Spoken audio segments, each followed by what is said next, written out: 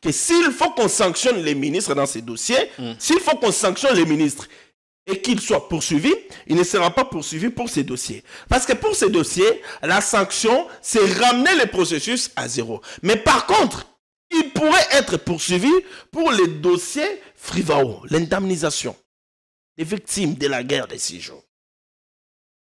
C'est là qu'il y a à boire et à manger. Il y a des casseroles sales là-bas. C'est là qu'il y a à boire et à manger. Parce que pour l'instant, nous sommes plus, on est focus sur le dossier de la construction de la prison. Non, mais le tout part de là. Ok. C'est cela, la caisse globale, la caisse générale. C'est Frivao qui a fourni. L'argent est sorti de là.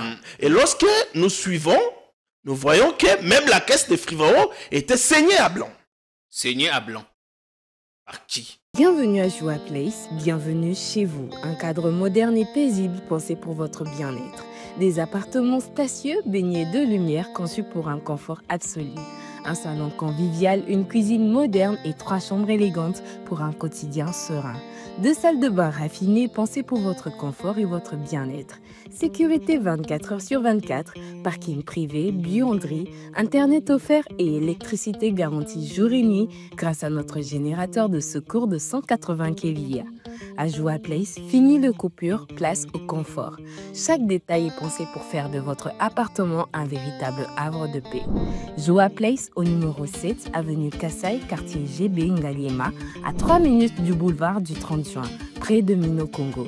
Contactez-nous au plus 243 816 033 128. N'attendez plus, faites de Joua Place votre nouveau chez vous.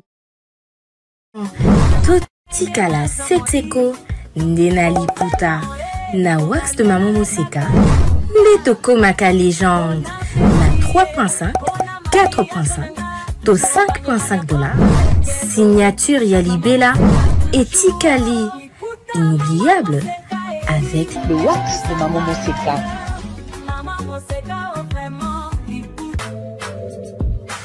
Pour un mariage chic, élégant et de haut standing, voici la salle Continental House Funa. Pour toute conférence, anniversaire, mariage et d'autres cérémonies inoubliables, c'est dans notre salle de fête qui répond aux normes internationales.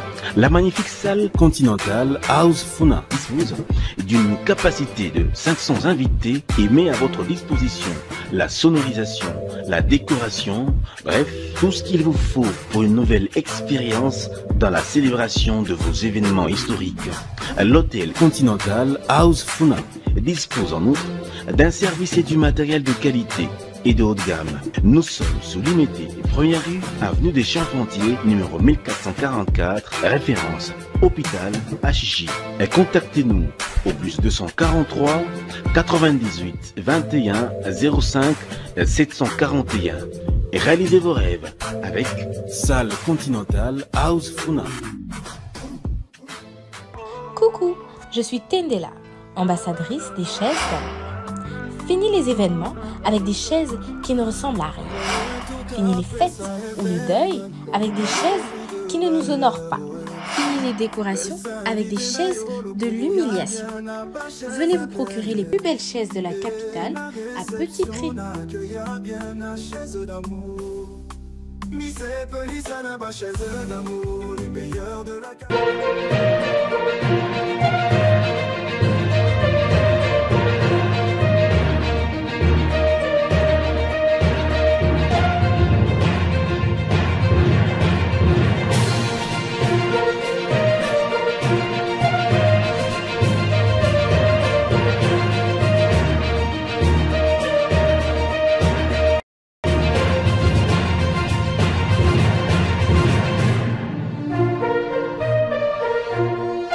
Bien, vous regardez Politiquement et vous faites bien de vous connecter à l'un des canaux par excellence qui vous offre les indispensables.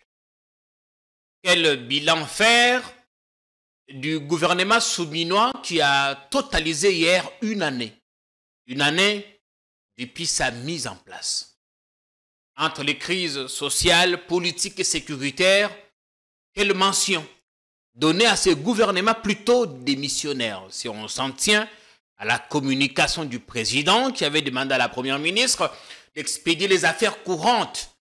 Des consultations ont même été menée en vue de la formation d'une nouvelle équipe. Où en est-on? Quelques mois après, on va faire le point tout à l'heure dans votre émission. On reviendra sur le cas Mutamba Tungunga Constant. Livré hier sous les applaudissements frénétiques des députés à la justice.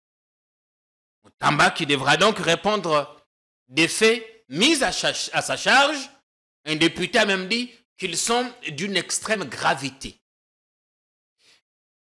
On reviendra dans l'émission pour voir ce qu'a été la marche de ces ministres qui n'a toujours pas démissionné et qui continue.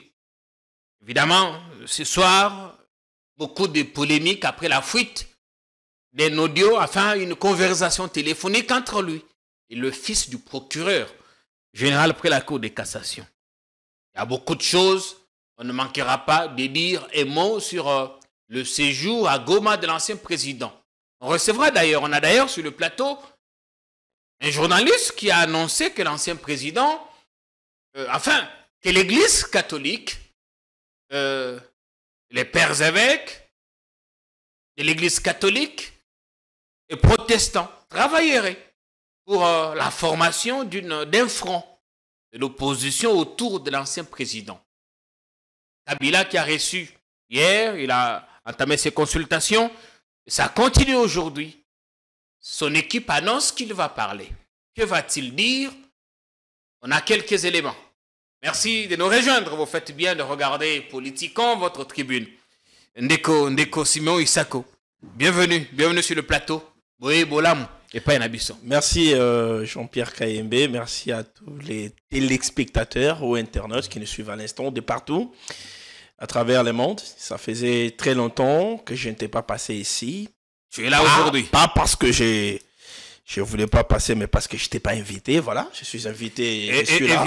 Évidemment, Politikon, nous choisissons le temps qu'il faut pour inviter nos invités, enfin, nos intervenants en fonction des thématiques et parfois en fonction des postures qu'ils prennent. Non, je ne mange pas des postures, je suis journaliste.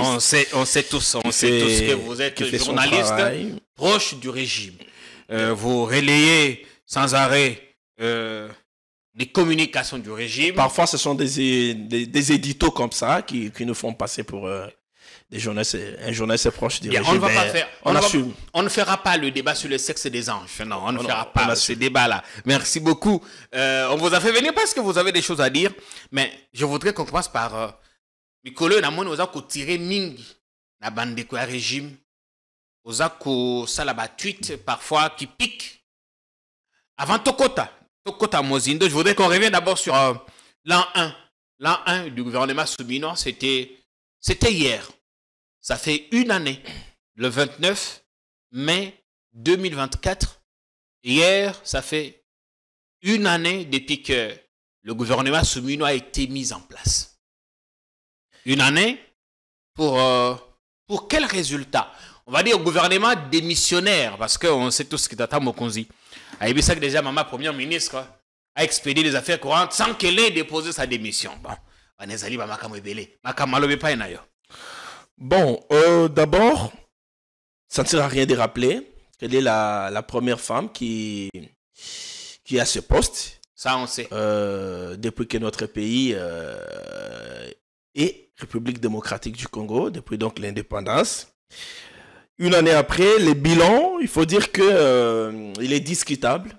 Discutable pourquoi? Parce qu'il y a eu des choses qui ont marché et celles qui n'ont pas marché. Qu'est-ce qui a marché concrètement? D'emblée, je veux parler de ces salaires des militaires, des policiers, qui a doublé. Ça, c'est un exploit. Les salaires n'ont pas été augmentés de 10%, de 20%. 30%, de 70%, mais on a doublé, carrément. On est passé de combien à combien? Mais là, il faut aller. C'est échelon par échelon. Ça dépend de qui occupe quel poste. Parce que il faut tenir aussi. Parce que les généraux, par exemple, un général d'armée n'a pas le même salaire qu'un caporal. Oui. il n'a pas le même salaire qu'un lieutenant. Ça veut dire que ça dépend. Il faut tenir compte aussi du taux d'échange. Voilà. C'est-à-dire qu'un militaire qui touchait 300 000 francs hier, ça pouvait représenter $200. Aujourd'hui, s'il touche 600 000, c'est toujours $200. Et le pouvoir d'achat a sensiblement baissé. C'est un acte d'abord qu'il faut saluer avant de pouvoir glisser sur le terrain et dire... Ben, non, c'est tous ces éléments. On tient compte de tous ces éléments. Voilà, c'est lui qui touchait 200 000 francs hier, par exemple. Oui. Il faisait ses calculs sur base de ces 200 000 francs. On est dans une économie totalement dollarisée. Ça signifie qu'hier... Mais laissez-moi parler. Non, c'est un exemple que vous m'avez invité pour parler. Si, voilà, je vous relance. Laissez-moi évoluer. Il faisait ses calculs pour lier les débouts du mois sur base de ces 200 000 francs. Alors, il quitte de 200 000 francs à 400 000 francs. Oui. Ça veut dire que même à la maison, il y a les mouvements qui changent. C'est un acte à saluer. Bien. Et ça, c'est le bilan du gouvernement Soumino. Il faut saluer ça. Mais le détail, parce que on vous a fait venir pour parler, mais on est là également pour rebondir, pour relancer. Celui qui touchait 200 000 francs hier, ça pouvait représenter 120 ou 150 $. J'ai dit... S'il a 400 ça. 000 aujourd'hui, c'est un exemple encore une fois, ça représente moins de 150 $. Quand on est dans une économie fortement dollarisée, où maison et bien sur le marché s'achètent en dollars, et parfois, mais impact ezali pesa te, malobe pa nayo. Ça, c'est notre débat. Oui. Non, ça mérite d'être fait. Au moins, les militaires, les policiers qui nous suivent sont contents de l'acte qui a été posé par le gouvernement congolais, le gouvernement souminois. Le taux d'échange qui a été stabilisé. À un certain moment, c'était trop instable. Mais là, ça a été stabilisé. Stabilisé. On est à 28 points, 29. Oui, ça a été stabilisé. Il n'était pas possible de nous ramener. Ben, c'est les efforts. C'est les efforts. Et là, c'est un défi que nous lançons au gouvernement souminois déjà, c'est le gouvernement qui est en train d'assurer les affaires courantes, mais aussi au prochain gouvernement de pouvoir ramener les taux d'échange. Mais au moins, nous constatons que le taux a été stabilisé. C'est un effort, ça fait partie du bilan. Aujourd'hui, aucun agent de l'État, aucun fonctionnaire de l'État ne connaît un arriéré. Il n'y a pas d'arriéré. Il n'y a pas d'arriéré. Il n'y a pas d'arriéré. Il n'y a pas d'arriéré. Et ces gens, nos confrères de la RTNC qui ont la RTNC marché récemment, c'est des fonctionnaires, non? Là, c'est notre chapitre que tu ouvres.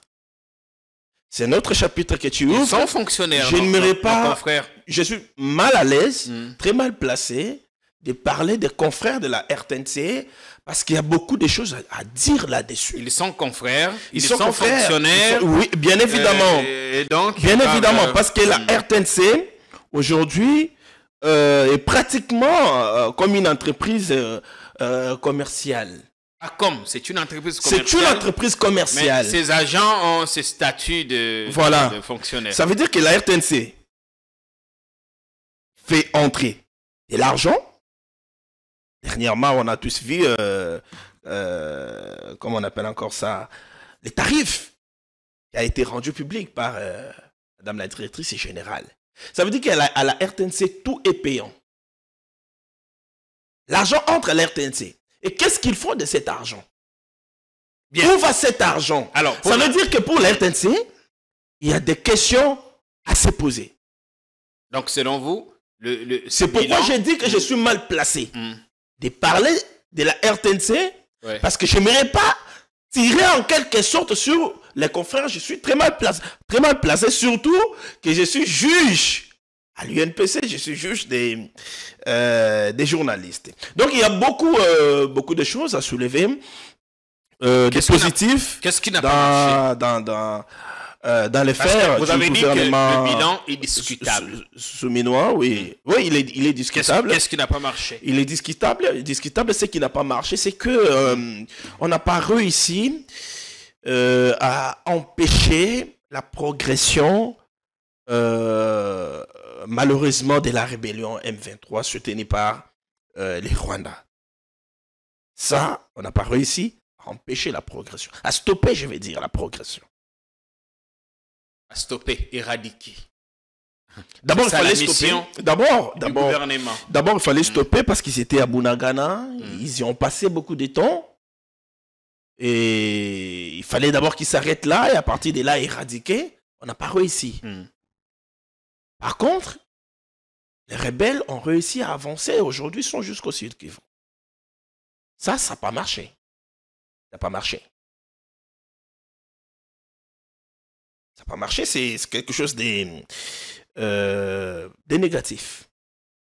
Le Congolais consciencieux n'a pas à apprécier cela.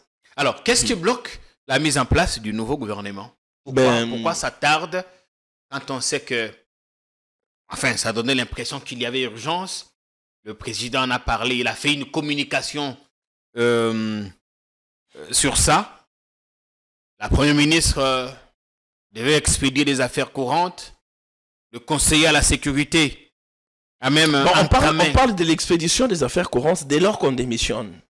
Mais le président non, elle n'a pas encore démissionné. Mais le président avait demandé à la première ministre d'expédier les affaires courantes. Non, le président n'a jamais demandé à la première ministre d'expédier les affaires courantes. Ah, si. Le président avait dit qu'il y aura un gouvernement d'union nationale.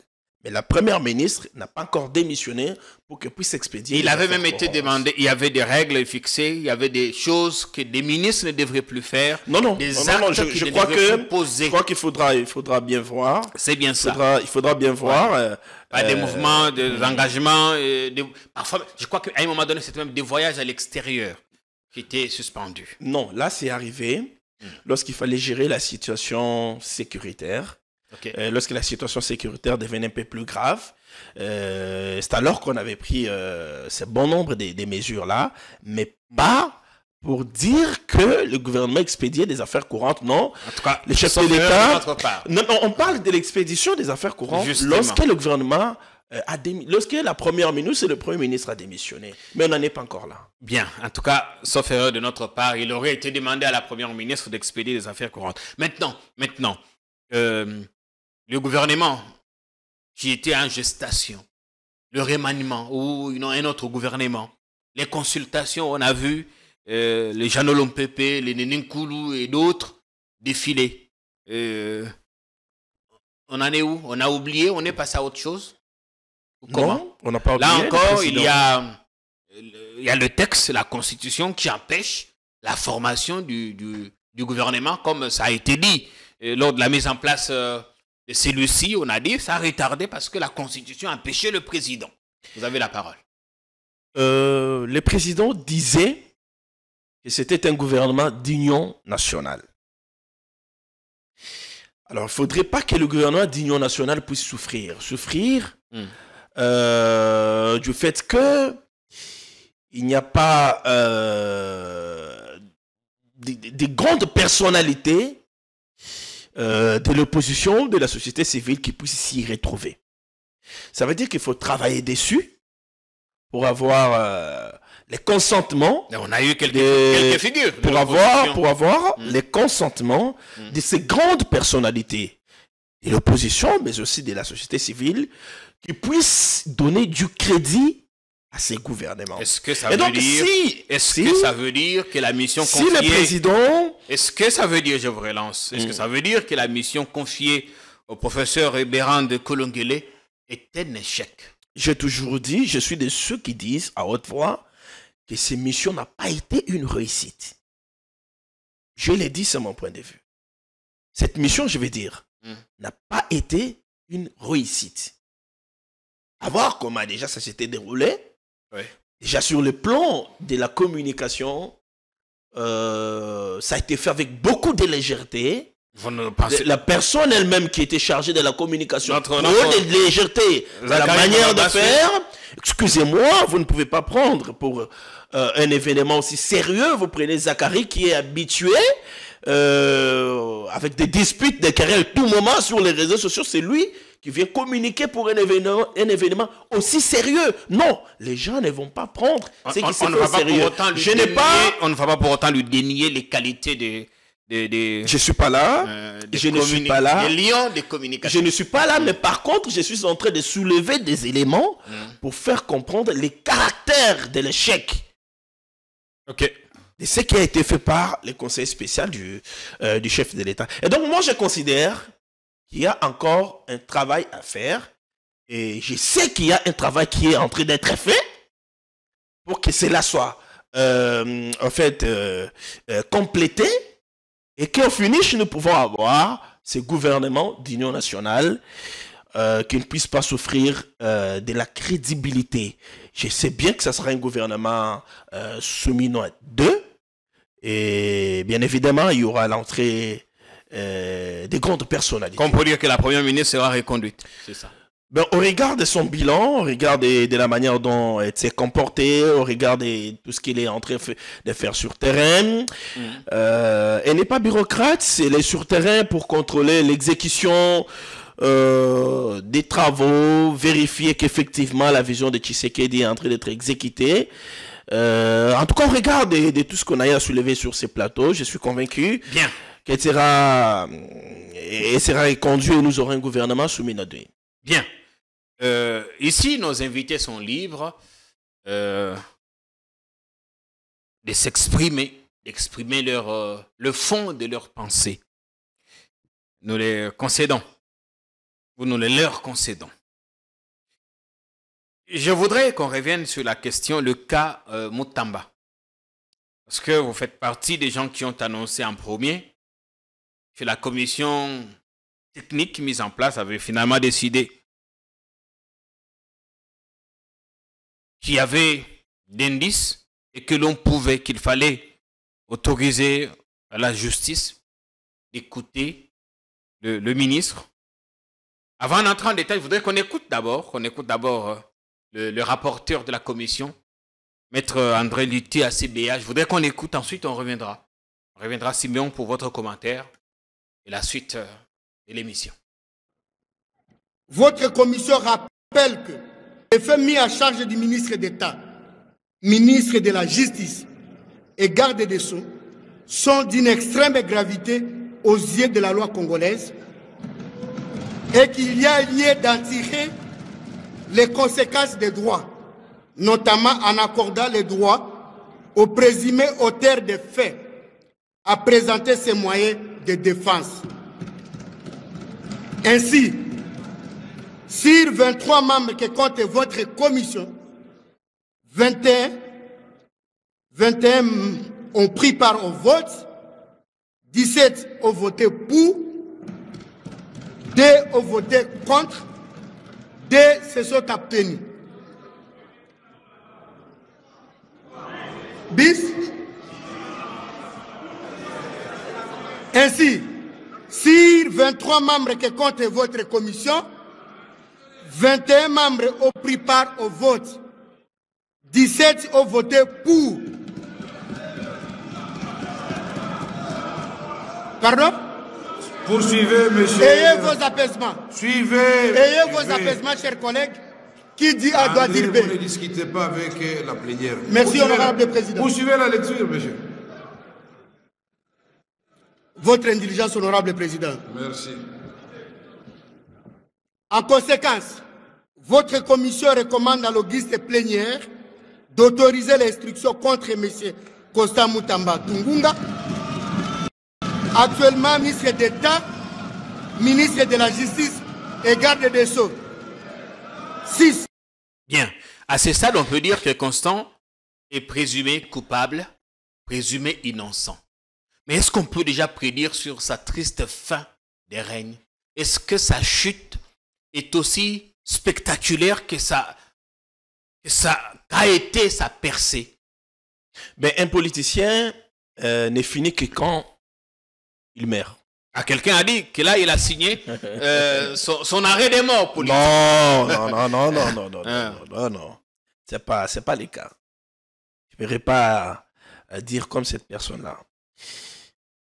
Ben, moi, je me dis que c'est une occasion pour lui de démontrer aux Congolais qu'il est innocent.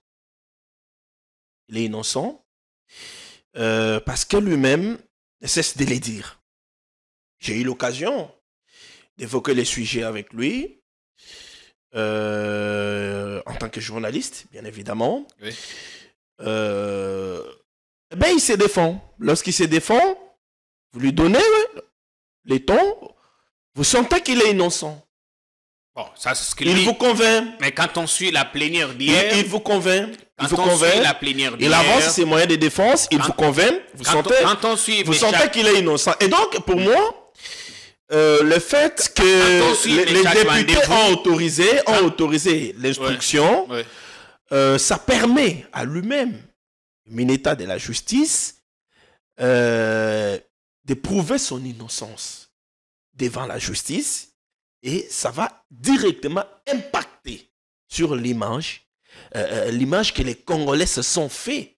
Et lui, on sait, dans ces dossiers. À ce stade, quand on voit, ou quand on suit la plénière d'hier, quand on voit les conclusions de la commission d'enquête, quand on suit Méchac Mandevou, qui en était le président, ou André-Lité ACBA, le rapporteur, on peut dire qu'il a encore une chance de s'en sortir. Est-ce qu'on ne peut pas dire que les carottes sont complètement cuites pour lui? Les députés ont été clairs. Oui. Il ne s'agit que d'une instruction. Ça a été le cas avec Nicolas. Ils avaient donné l'autorisation d'instruction. Avoir les éléments qui sont dans le dossier. S'il vous plaît. Avoir comment les choses se sont passées. Oui. Est-ce qu'il y a une marge de manœuvre? Pour que les députés puissent donner l'autorisation, ils doivent aussi être convaincus du dossier. D'abord, aller au niveau de la culpabilité qui pèse sur toi et se disent non, avoir les éléments, il peut être coupable, alors on les livre. Ça a été le cas avec Nicolas, ça a été le cas avec plusieurs autres députés et plusieurs autres ministres par les passés. Arrivant au niveau de la justice, après instruction, ben on trouve que non. Oui, le parquet est à charge, à décharge. Voilà. Mais comment expliquer que quand Vital Kamerhe dit qu'on accorde autorisation à la justice, il y a eu des applaudissements frénétiques? Qu'est-ce que ça symbolise? Non, parce que les députés ont dit... Ils en avaient finalement marre de notre ministre, la justice. Non, c'est pas ça le cas. Les députés ont dit qu'ils veulent être crédibles. La crédibilité pour eux, c'est quoi? La crédibilité pour eux, c'est le fait de livrer à la justice toute personne qui est de ce qu'on appelle le privilège des juridictions. Voilà, toute personne qui est recherchée par la justice. Oui. Si la justice a besoin de juger X personnes ou d'entendre X personnes sur tel dossier, eh bien les députés ne se voient pas. Ne voient pas dans quelle mesure ils peuvent, en tout cas, freiner à ce que la justice ne bloque pas les choses, auditionner la personne. C'est ce qu'on verra avec le cas de Nicolas. Pourquoi ils ont dit. C'est pourquoi ils ont dit qu'ils veulent être crédibles. C'est pourquoi ils ont accepté à ce que Moutamba puisse aller au parquet, qu'il soit auditionné par le magistrat. Eh bien là, ça sera instruit à charge ou à décharge. Mais il y a cette note vocale, plutôt. Et donc ces applaudissements frénétiques, c'était pas un peu pour dire qu'ils en ont marre des Moutambouka que ce soit. Non, c'est parce qu'ils se disent que nous faisons notre travail. Vas-y, ça va t'aider à t'innocenter ou bien ça va nous aider à comprendre que tu avais effectivement détourné ou pas. En tout cas, nous, on voit ces applaudissements sous un autre angle. Mais le ministre se sent-il lui-même mouillé de la tête aux pieds? Il y a en ce moment en circulation un appel téléphonique, un échange qu'on lui attribue avec le fils du procureur.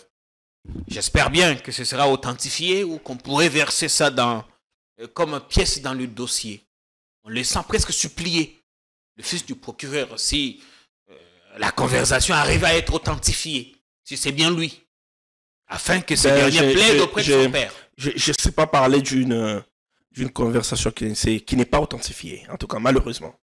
C'est pas authentifié, je ne vois pas pourquoi. On va se mettre à parler. Ça fait polémique.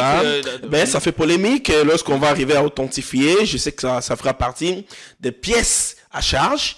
Ça pourra peser sur les dossiers. C'est bon, c'est interprété comme une volonté de vouloir faire obstruction à l'administration de la justice. Voilà, ça pourra faire partie des pièces qu'on va glisser dans les dossiers. Ça va contribuer lourdement.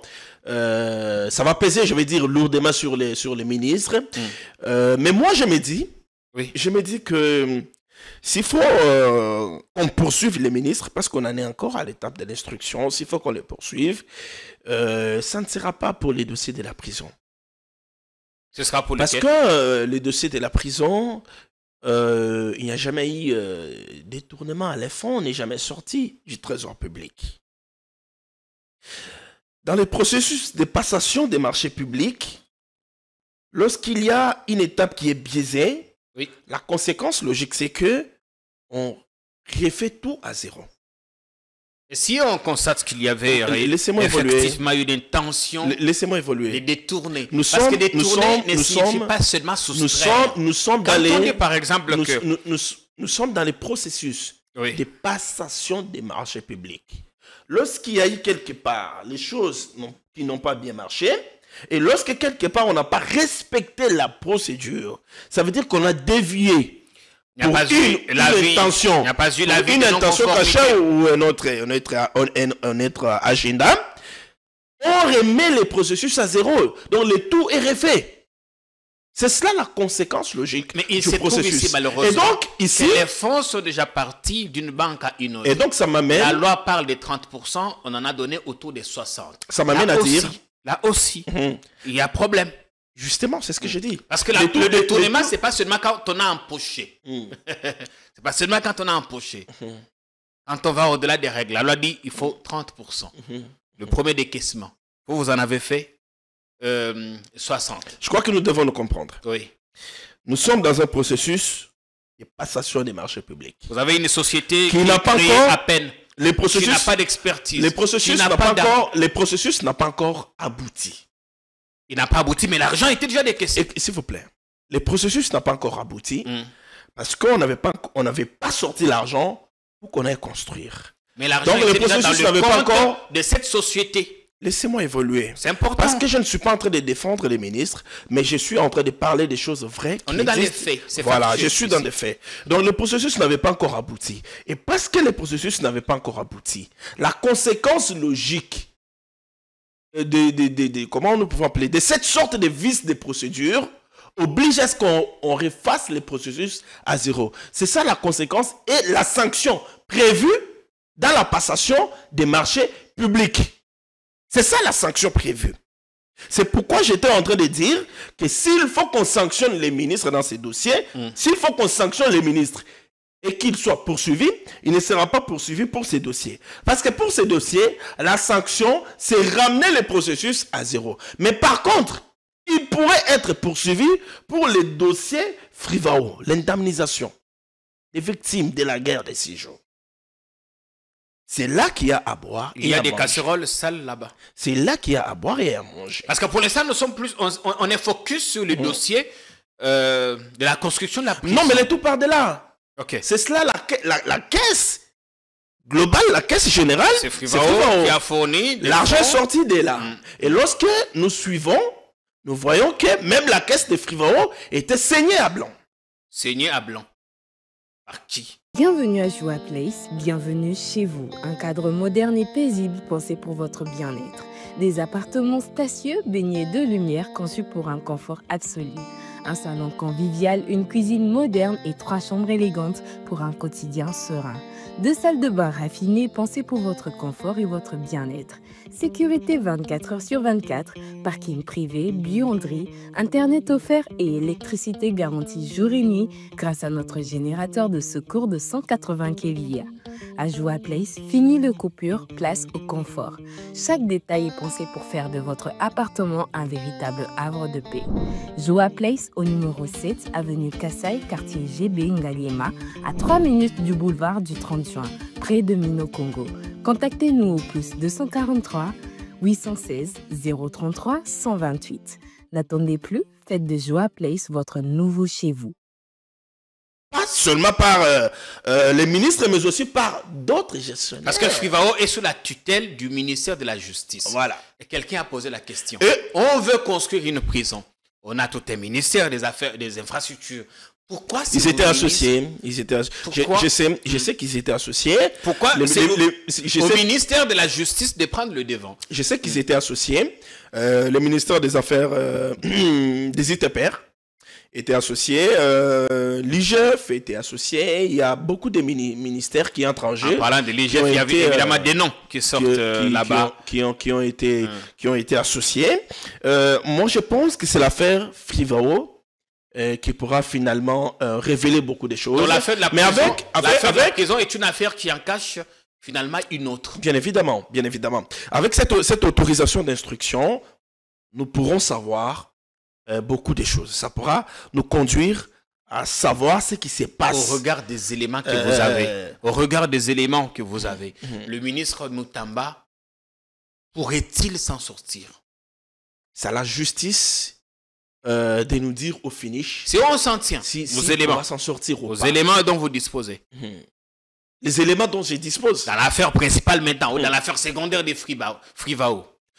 Non, l'affaire secondaire, encore qu'il faut réunir des pièces pour charger les ministres. Vous parlez d'une affaire. Mais je suis en train de dire que là, il y a détournement. Il y a détournement. Il y a détournement dans l'affaire Frivao. Au Frivao. Il y a détournement. J'aurais même appris qu'il y a des victimes qui ont été fabriquées. J'aurais appris. Ça veut dire qu'il y a détournement. Et parce que c'est une structure qui est sous tutelle du ministère de la Justice, le ministre va répondre.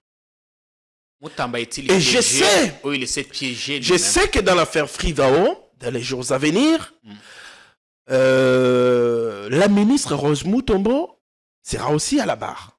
L'ancienne ministre de la Justice. L'ancienne ministre de la Justice sera à la barre. Les informations à ma possession chargent l'ancienne ministre de la Justice. Et non elle Mutamba. aussi, dans l'affaire Frivao, il y a eu des détournements sous son règne. Il y a aussi des montants qu'elle doit justifier. Chacun a puisé dans cette caisse. Il y a des montants qu'elle doit justifier aux victimes. Il y a des montants qu'elle doit Quand justifier. on voit les larmes... Lorsque un compatriote ou une compatriote n'a plus ces sentiments de ne pas faire du mal à une victime, ça veut dire que cet individu-là, ce compatriote-là ou cette compatriote-là ne mérite plus le pardon de la nation. Parce qu'ici, nous parlons de l'argent des victimes. Bien. Et que certaines personnes... Nous parlons de l'argent des victimes. Est-ce qu'il y a mieux que le ministre Mutamba pour bien gérer cette affaire? Parce qu'il est lui-même victime. Enfin. Bien. Donc, l'Assemblée va notifier le parquet aujourd'hui. Il est possible que la première invitation lui soit adressée le lundi ou le mardi. Ben oui, je me demande ça va se dérouler dans quel climat, parce que déjà on sait que les ministres Mutamba avaient dit tout haut qu'ils n'iraient pas répondre à la justice. Est-ce que nous connaissons tous, nous connaissons tous venant des ministres de la justice? Non, c'est un mauvais exemple. Nous connaissons tous la guerre qu'il y a entre le ministre de la Justice et les magistrats. C'est pas en tout cas une très bonne chose. Quelques magistrats. Non, quelques magistrats, oui, quelques magistrats. Et donc il doit être face à Vondé, mais comment ça va se faire? Pas que Vondé, il peut les récuser oui, mais lorsqu'il réquise le ministère public peut désigner mais magistrat mais Jean-Pierre, il ne faut pas oublier que les magistrats travaillent en harmonie au Congo. faut pas oublier que lorsque Moutamba refusait Vendée, tous les magistrats s'étaient sentis ciblés. Maintenant, Moutamba ne sera pas jugé ou entendu. Il doit être entendu. Il est en conflit avec les magistrats. Malheureusement, il doit être entendu. Mais entendu par qui? Entendu par qui? Par les gens avec qui il était en conflit et il est en conflit. Malheureusement. Bien. Et donc, c'est un dossier qui peut, au regard de ces conflits, précipiter sa chute. Parce que je ne vois pas... faut-il attendre qu'il chute? Je ne vois pas je ne vois pas Vendée. Il a déjà chuté lui-même. Je ne vois pas Vendée pardonner à Moutamba. C'est pas une affaire individuelle. Non. C'est déjà devenu individuel. Mais ils seront en procès. C'est devenu individuel. Et au pénal, il faut avoir des preuves. Vendée doit avoir des preuves de ces allégations. J'ai dit que c'est devenu individuel. Ce sera un procès que tout le monde va regarder. C'est devenu individuel parce qu'il y a eu des attaques individuelles. Il y a eu des attaques individuelles qui ont été mises à la place publique. Et donc, il y a eu des émotions dans cette affaire. Il y aura bien évidemment aussi des règlements des comptes. Et avec tout ça, pourquoi le ministre ne démissionne-t-il pas avec tous ces bruits? Pourquoi ne peut-il pas démissionner? Ben, démissionner, je ne sais pas pourquoi, parce que, nous l'avons dit tout à l'heure, le parquet instruit à charge et à décharge. En attendant, comme il est ministre de tutelle... Peut-être qu'il sera disculpé. La loi sur la Cour de cassation voudrait que quand les membres du gouvernement sont mis en cause, qu'ils démissionnent, je crois, dans les 48 heures. Non, il n'est pas encore inculpé. Inculpé, ici, il l'est déjà. Inculpé, il l'est parce qu'on cherche à l'entendre. Oui, on cherche à l'entendre. Oui. Ouais. C'est après l'instruction qu'on va confirmer qu'effectivement, il est coupable et qu'il faut maintenant... Non, pas qu'il est coupable. Après l'instruction, le parquet va estimer qu'il dispose d'indices suffisamment pour finalement transférer le dossier au tribunal. Justement, ça veut dire qu'on va estimer qu'à ce stade, il est coupable à tel degré, il doit être jugé. Bien. Et donc à ce stade, il est encore présumé innocent. Je ne vois pas pourquoi il devrait démissionner. Oui, la présomption n'est pas innocente. Elle peut être aussi coupable. Il est à la fois présumé innocent et coupable. Dans tous les cas, ils ont dit que la justice était malade. Qu'est-ce qu'il faut que nous, on attende de cette scène rocambolesque qu'on nous impose malheureusement? Il y a aussi des questions à se poser. Est-ce que c'est pas le dynamisme qu'a apporté Moutamba pour finalement guérir cette justice qui lui a valu tout ça? Je ne sais pas. Quel dynamisme? C'est des questions qui a produit quoi? C'est des questions qu'on se pose. En dehors de quelques communiqués. Il y a des menaces. Il y a des réformes, il y a eu des recommandations aux États généraux de la justice, des recommandations qui, une fois appliquées, vont en tout cas guérir notre justice. Et selon les proches du ministre, beaucoup des magistrats se sont battus à ce que ces recommandations ne puissent pas être appliquées. Est-ce que ce n'est pas cette façon de voir et de vouloir faire du ministre qui fait en sorte qu'il puisse être combattu jusqu'à ce niveau-là? Mais ce sont des questions que nous des questions qui n'ont pas de réponse pour nous posons. Est-ce qu'il a été lâché par Félix Tshisekedi? Lâché par Félix Tshisekedi, non, parce que Tshisekedi laisse la justice faire son travail. Il laisse les institutions agir de manière indépendante. Ça n'a pas été le cas pour s'il vous plaît, Alexis Guissaro. S'il vous plaît. L'Assemblée avait autorisé des poursuites, mais jamais c'était incité. Non. C'est que là, vous n'êtes pas informé. Je crois que pour Guissaro, on n'est pas allé à la fin. C'est que là, vous n'êtes pas informé. Pour Guissaro, on n'est pas allé à la fin. Là, vous n'êtes pas informé. Ouais. Vous n'êtes pas informé. Guissaro devait se présenter à l'Assemblée, mais il ne s'est jamais présenté parce que c'est le bureau de l'Assemblée qui n'avait pas aligné. Et suis-je Guissaro? Tshisekedi n'était pas intervenu.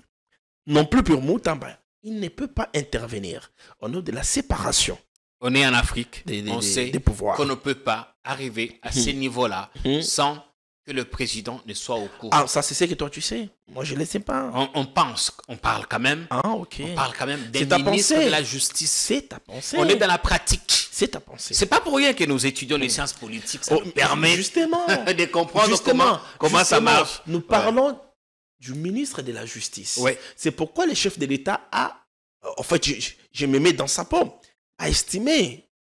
Je dis pas que c'est cela, mais je dis que je me mets dans sa peau. Je m'imagine a estimé que parce qu'on parle du ministre de la Justice et qu'il y a eu clameur publique et que le procureur a saisi l'Assemblée et parce qu'il s'agit du ministre de la Justice.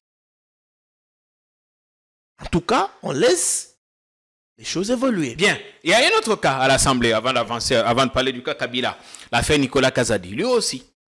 Il est dans le standing block. Et donc, la semaine prochaine, la commission devra travailler et faire son rapport. La justice a besoin de l'entendre, non pas dans l'affaire principale dans laquelle les Congolais auraient bien voulu qu'il soit entendu, mais dans un épiphénomène.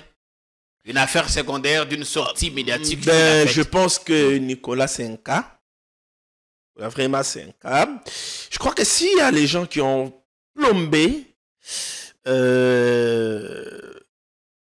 les 7 ans de Tshisekedi, s'il y a les gens qui ont fait en ce que Tshisekedi ne puisse pas bien gérer, s'il y a les gens qui ont fait à ce que Tshisekedi, les régimes Tshisekedi puissent être taxés, des régimes de détourneurs, des jouisseurs et consorts, en tout cas Nicolas fait partie. Nicolas fait partie. Il fait partie. Et fort malheureusement, j'ai toujours regretté la défense prise par les chefs de l'État en faveur de Nicolas. Je pense qu'il a été très mal conseillé pour qu'il défende Nicolas. Quand il a dit que c'était un père de famille, Il ne fallait pas. qu'il avait l'honneur. Un président ne dirait jamais ça. Il ne fallait pas. Il ne fallait pas parce qu'aujourd'hui, la réalité nous prouve que Nicolas est un récidiviste. Il avait dit également pour Vital Kamere Bien évidemment. qu'il jouera un rôle effectivement. Je répète la même chose maintenant. qu'un président ne dirait jamais ça. Parce que ça donne l'impression qu'il essaie un peu de dicter un tout petit peu la justice. Or, ce n'est pas le cas. Alors, l'Assemblée va-t-elle finalement lever ses immunités ou pas? On n'a pas... bon, l'Assemblée, comme d'habitude, comme de coutume, il procède toujours par l'instruction, après instruction, poursuite, et enfin, lever des immunités. Mais je pense que pour Nicolas, ça n'est de trop. Ça n'est de trop. Je pense que cette fois-ci, il sera poursuivi. Et je vais quand même qu'il ait quand même passé quelques temps là à Makala. Non, parce que ça n'est de c'est trop. pas parce que sa tête dérange, mais il faut Non, qu'il y ait d'éléments probants. Sa tête ne Cette dérange fois, on pas. l'accuse de quoi? Sa tête ne dérange Faux pas. bruit. Nicolas a géré les finances de ces pays. Qu'est-ce qu'il a S'il dit? vous plaît. Qu'est-ce qu'il a dit? S'il vous plaît, Jean-Pierre. Nina Lobaki Oetokuki qu'on retenir comme fait infractionnel. Nicolas, Dans ce qu'il a dit. Nicolas a géré... Donc, quand l'argent arrive, on se partage. Avant même de penser à la réalisation du projet. On a créé des structures budgétivores qui coûtent et qui pèsent sur les trésors publics. Est-ce que c'est un fait infractionnel? Nicolas a géré les finances de ces pays. Ça veut dire qu'il a en lui les secrets d'État. Lorsque Nicolas dit que quand l'argent arrive, on se partage et ensuite on réfléchit projet, ça veut dire qu'il en sait quelque chose. Ça veut dire qu'effectivement dans la pratique c'est cela.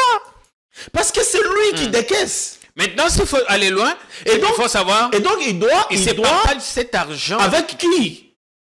Et dans quel projet se sont partagés l'argent? Vous pensez qu'on aura vraiment la réponse? S'il vous plaît.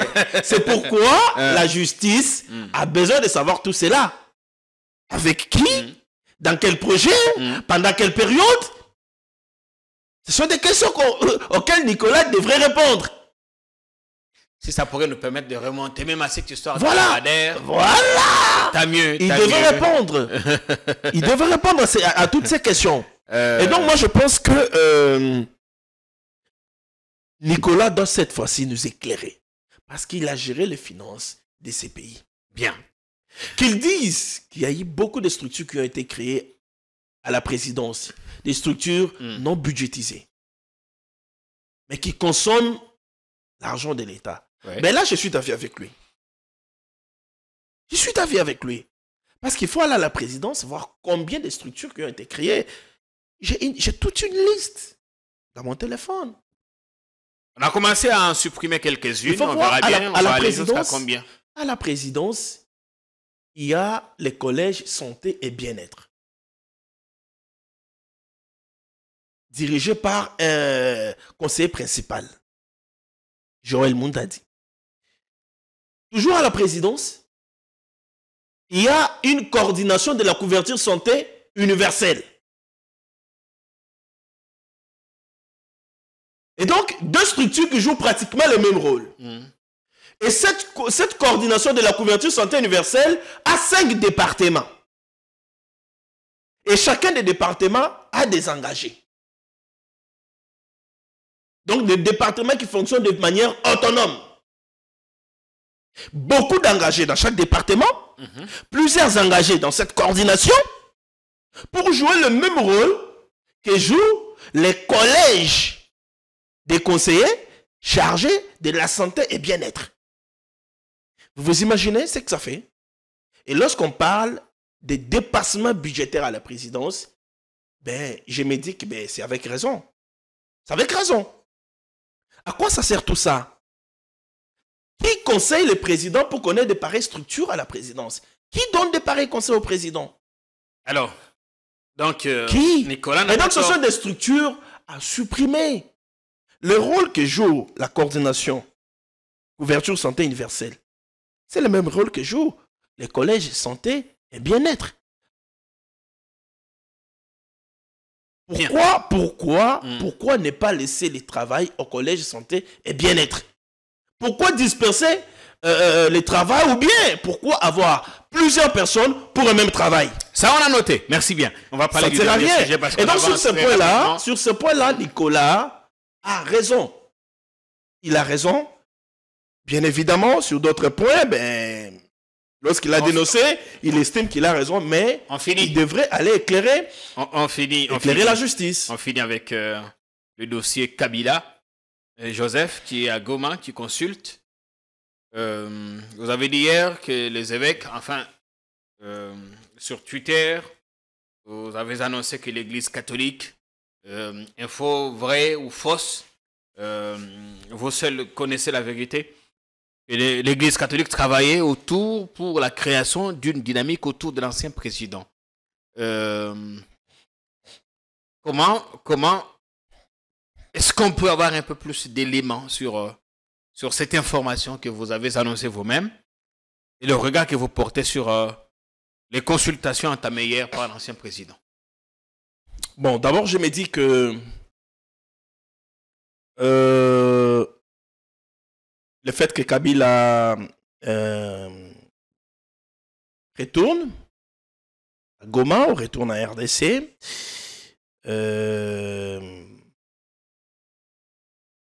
c'est parce qu'il a décidé, enfin, de s'afficher. S'afficher en chef rebelle. Parce que tu sais qu'il avait toujours dit, ben, on avait toujours nié. Pour certains, on avait toujours pris la défense pour d'autres.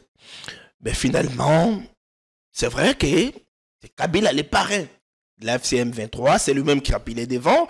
Les faits sont clairs. Lorsqu'il est arrivé à Goma, Nanga reculé, c'est lui qui a pris maintenant les devants. Et donc le tout est parti. Pour l'instant, il consulte. Il n'y a pas d'éléments matériels. Si, il y a des éléments matériels. Vous voulez qu'on parle de quel élément encore? Vous voulez qu'on parle de quel élément? Donc pour vous, sa seule présence à Goma suffit pour l'annexer au M23. Est-ce que vous pouvez vous imaginer qu'un ancien président qui a dirigé le pays pendant 18 ans puisse dire qu'un mouvement rebelle que lui-même a combattu, il a pris du temps, il y a mis son énergie, son intelligence, la sagesse, l'argent pour combattre ces mouvements rebelles, vous vous imaginez qu'ils prennent du temps pour dire que ces mouvements rebelles est une aspiration du peuple? Ça, On a lu toute la tribune de Joseph Kabila, cette phrase. Vous imaginez. Cette phrase n'existait pas, c'était une invention. Vous imaginez. Par contre, Chikaya a expliqué les raisons qui pourraient justifier. S'il vous plaît, vous imaginez que dans son oral de 45 minutes, l'ancien président qui a combattu ces mouvements rebelles ne puisse pas condamner cette agression alors qu'il y a eu carnage à Goma, là où il est maintenant, ne puisse pas condamner les Rwandais. Ben, il peut ne pas condamner les M23. C'est son choix. Mais les Rwandais, pourquoi il n'a pas condamné les Rwandais? Pourquoi? Je dirais comme Mukwege, ce sont des signes qui ne trompent pas. C'est noir sur blanc que c'est lui le chef de la rébellion. Alors, on parlait des évêques.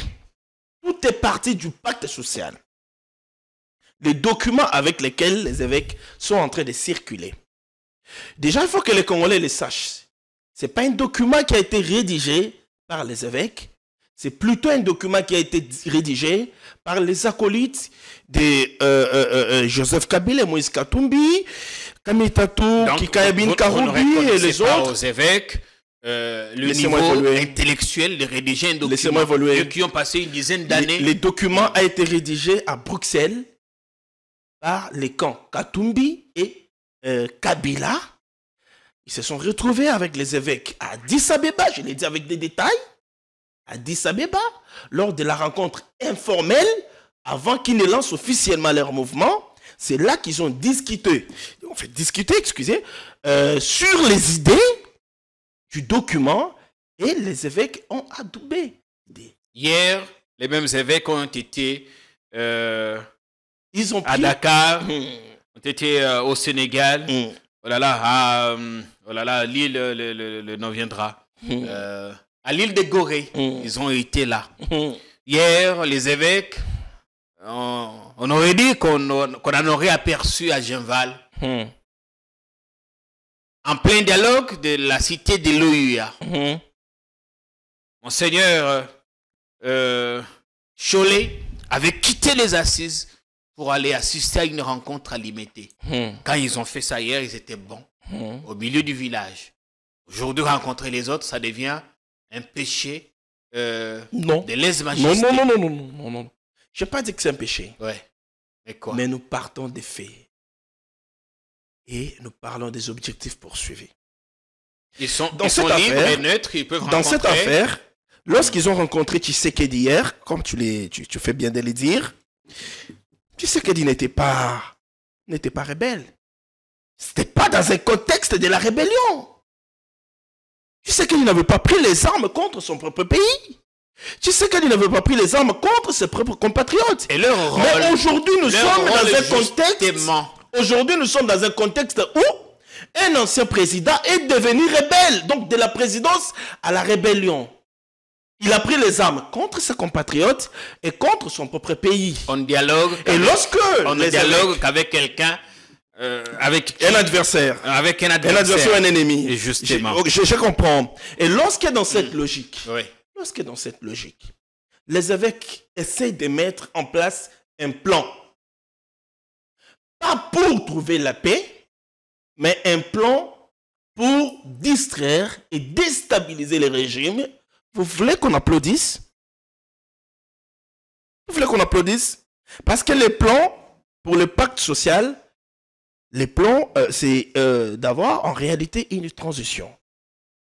Une transition, pas pour au finish la paix, mais pour déstabiliser Tshisekedi, le mettre pratiquement à genoux.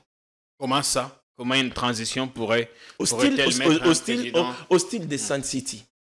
Parce qu'aujourd'hui, en RDC, les évêques ne diront pas que nous avons un problème sur le plan politique. Il y a une crise de légitimité. Non. Ce ne serait pas des affabulations que vous faites. Non.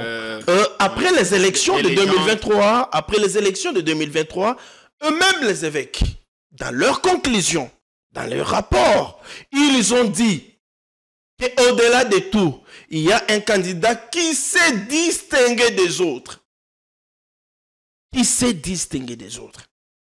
Les rapports des observateurs internationaux donnaient Tshisekedi vainqueur. On n'est plus à l'étape... C'est pour te faire comprendre. C'est pour te faire comprendre qu'aujourd'hui au Congo, il n'y a pas un problème de légitimité. Et pourquoi dans leur plan, les évêques, ils mettent un problème de légitimité? Pourquoi dans leur plan, les évêques parlent du partage du pouvoir? Parce qu'aujourd'hui, le problème, il est essentiellement sécuritaire. Est-ce que c'est les évêques qui parlent du partage du pouvoir ou c'est le président lui-même qui a même voulu avoir un gouvernement d'union nationale? Non. Le gouvernement d'union... Est-ce qu'on ne dit pas la même chose en des termes différents? On doit rendre l'antenne, on a plus que 3 minutes. Non. Quand le président parle du gouvernement d'union nationale, c'est parce qu'il veut appeler tous les Congolais de manière officielle, en tant que chef de l'État, à diriger avec lui. De manière officielle. Mais le plan des évêques, c'est un plan qui a pour agenda de déstabiliser ce même président, les mettre à genoux, affaiblir son pouvoir.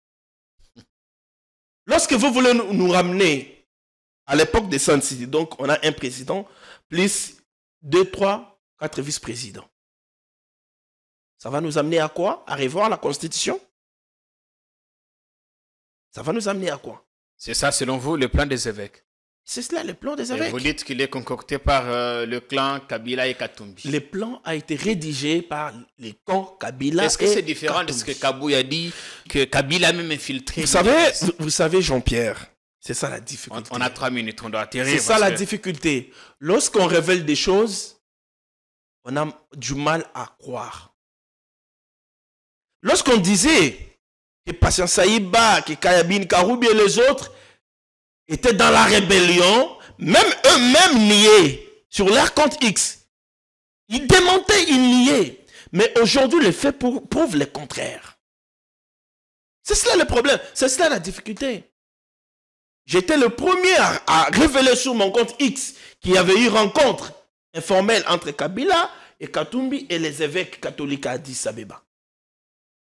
C'est plusieurs mois plus tard que Cholet, lors d'une interview, l'a dit. On avait rencontré Kabila à Addis Abeba, avant même de débuter. Ils ne l'ont jamais caché, donc pourquoi vous pensez que... Mais j'ai dit bien, j'ai été le premier à le dire. Ça veut dire que c'était connu. J'ai dit que ce n'était pas connu. J'ai été le premier à le dire. Je l'avais appris de mes sources. J'ai été le premier à le dire. Mais eux l'ont dit plusieurs temps plus tard, plusieurs mois plus tard. C'est un peu ce que je suis en train de faire aujourd'hui. Je suis en train de dire que le pacte a été rédigé par les camps Kabila et Katumbi. Merci. On doit rendre l'antenne. Merci beaucoup. Et donc, en une minute... Pour ne pas vous répéter, vous avez... En une minute, on ne peut pas prétendre aimer le Congo et les Congolais. On ne peut pas prétendre vouloir donner la paix aux Congolais. On ne peut pas prétendre vouloir construire l'unité et la cohésion nationale tout en détruisant cette unité, cette cohésion nationale. Tout en prenant les armes et tuer les Congolais. Parce que ce que Kabila fait aujourd'hui, c'est lui qui est à ce jour responsable de tout ce qui s'est passé à Goma, à l'Est. C'est lui qui est aujourd'hui responsable du carnage qu'il a eu. Et il devra répondre un jour devant le tribunal de l'histoire. L'histoire va les juger. Merci bien. Il a pris les armes contre son propre peuple 7 ans après qu'il a quitté les pouvoirs. Oui, nous essayons de suivre de près ce qui se passe à Goma pour mieux en cerner les contours et vous donner la meilleure info. Nous y reviendrons dans nos livraisons de la soirée. Et ne quittez pas, continuez à regarder votre chaîne qui vous donne les indispensables. Et à tous, à chacun, nous souhaitons un excellent début de week-end. Salut.